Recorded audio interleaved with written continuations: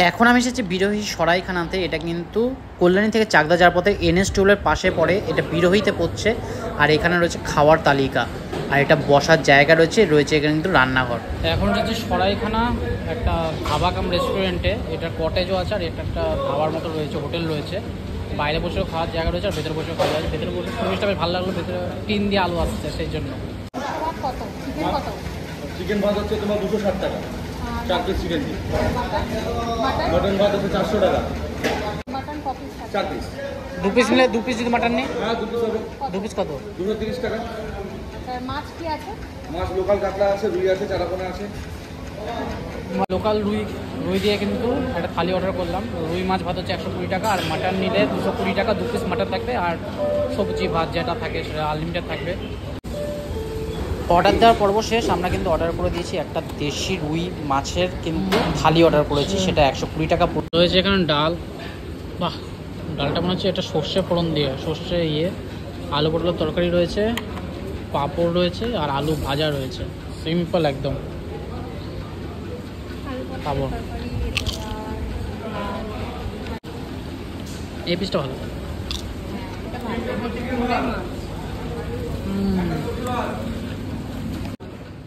অনেক নাম শুনেছি বিরোহী সরাইখানার। এখানকার আলু ভাজাটা আমার অতটা ভালো না। আলু ভাজাটা দেখো চোকলা সমেত আলু ভেজেছে, আর একটু ডিসেন্ট হতে পারতো, পাতা পাতা ঝিঝি আলু ভাজা হলে বেটার হতো। আর ডালটা বেশ ভালো হয়েছে, ডালটা আর একটু বেশি ঘন হলে বেশ বেটার হতো।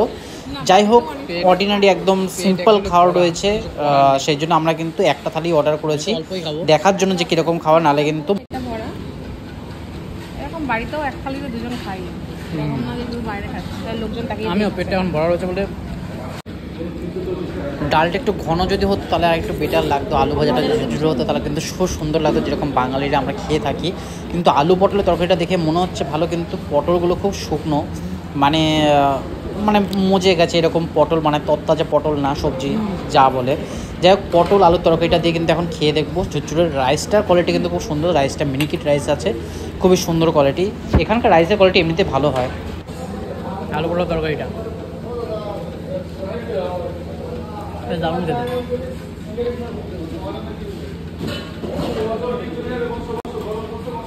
মনে হচ্ছে বিয়ে বাড়িতে খাচ্ছি, বিয়ে বাড়িতে যেরকম বানায় না আলু পটল তরকারি, সব দুপুরবেলা খাওয়া হলো ওরকম টাইপের লাগছে। পটল বড় শুকনো।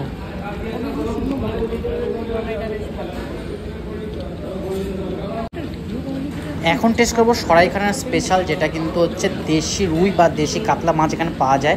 আমরা নিয়েছি রুই মাছের এই গাদার পিসটা, দেখো কত সুন্দর পাতলা ঝোল হয়েছে ঘরের মতো। আর এই ঝোলটা কিন্তু সত্যি, এই ঝোলটা থেকে সত্যি মাংস কিন্তু গন্ধ আসছে। আর মাছটা দেখো, মাছটার সাইজ কিন্তু যথেষ্ট বড় রয়েছে। দুজন কিন্তু মিলেমিশে একদম আরামসে খেতে পারবো। আমাদের কিসের চাটনিটা?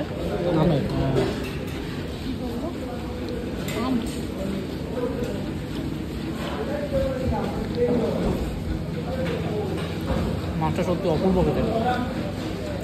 এটা হচ্ছে লোকাল রুই, মানে পুকুরের রুই মাছ।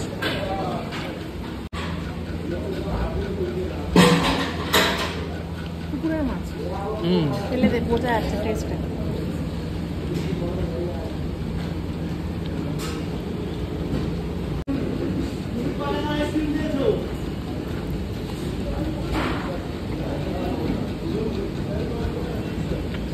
এটা হলো চাটনি, দেখো আঙুর রয়েছে, এটা কিন্তু আমের চাটনি।